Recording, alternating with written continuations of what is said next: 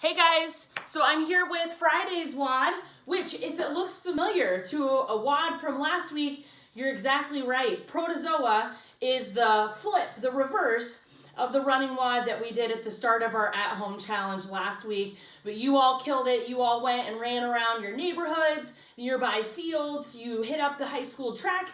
So I have all the faith in you guys. It's a really good retest of our conditioning from the beginning of our at-home challenge and a good way to test how hard you guys have been working this entire time.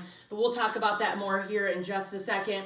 Your warm-up to today's running WOD is brought to you by Chris Henshaw, who is a major aerobic coach, running coach to many of the top CrossFit Games athletes. So he has a lot of experience with programming, really good running warm-ups, running WODs, and things like that. You're going to follow the link in CrossFit, or in Sugar WOD rather, and he's going to walk you through like a 9-minute warm-up. I recommend looking at it, maybe writing down some notes if you're not going to do this at a treadmill at home and you're going to go out in your neighborhood, take it with you to the track or something like that so you don't forget. If it's a cool day again, so kind of cold and breezy like it has been, the worst thing that you can do is just jump right into this workout, pull a muscle, so you want to give yourself time to warm up. A lot of his movements are pretty easy and things that we do in the gym anyways to warm up for a running WOD, so I think you'll catch on to them pretty quick. So do that first.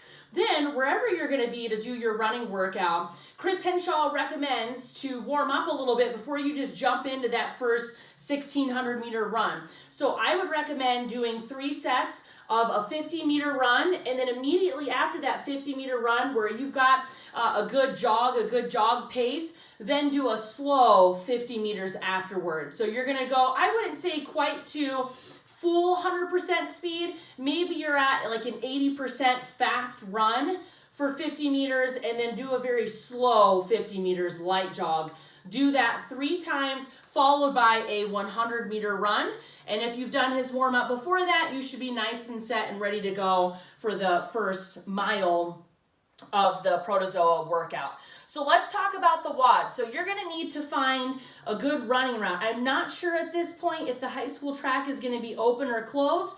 So a couple of options. You all know the 400-meter run route or possibly even a mile run route if you've ran with us from the gym around the nearby business blocks around there. You could also use Map My Run or also Google Maps to map out a feature, map out a distance, mileage, so forth around your own house. So those links are posted in Sugar WOD. If you have questions with those, let us know. So it doesn't have to be a big adventure if you don't want it to be. It could be around your neighborhood, or several of you have treadmills at home, which is totally fine as well. So you want to find where you're going to be running, and then again, it's the same structure. So you're going to run 1,600 meters, so you're going to get your biggest distance out of the way first, and then you're going to rest for 3 minutes. Then it's going to be a 1,200-meter run, rest for 2 minutes, 800-meter run, rest for 1 minute, and then you've got one more lap, one more 400-meter run, and then you're done and you're going to log your score. And hopefully you'll find something close or maybe even a little bit quicker than earlier in the week as we've been building up our conditioning and our running as the weather's getting nicer as well. After your running workout, so if you're out and about doing this, you could wait until you get home, or you could take some items with you. Really all you'll need is a towel, or you could modify this if you're out. Your skill strength is just going to be some stretching. So if you feel you're in your calves, your legs, obviously you've done a lot of running, you could use your towel and you could do a hamstring stretch.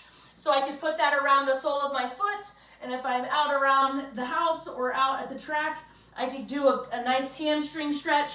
I could also do that seated in a V wherever I am out on my run. So if I don't want to bring a towel out with me. The next thing I'm going to do, and these should all be about a minute each, I'm going to find something and I'm going to do a minute of a calf stretch and then switch and do a minute on the other side as well. I'm going to do a glute stretch and then foam roll or any other stretching that I feel necessary. So a glute stretch, I'm going to cross one leg over the other and then I'm going to twist and I can pull, and I should feel this in the side in my back glute area and give that a nice stretch. You could also do the dowel calf smash that we did on Wednesday. If you're really feeling it in your calves, you can smash that out a little bit. So give it your best effort. We've got another good WOD coming for you Saturday. Let us know if you have any questions. All right, guys, looking forward to your scores in Sugar WOD.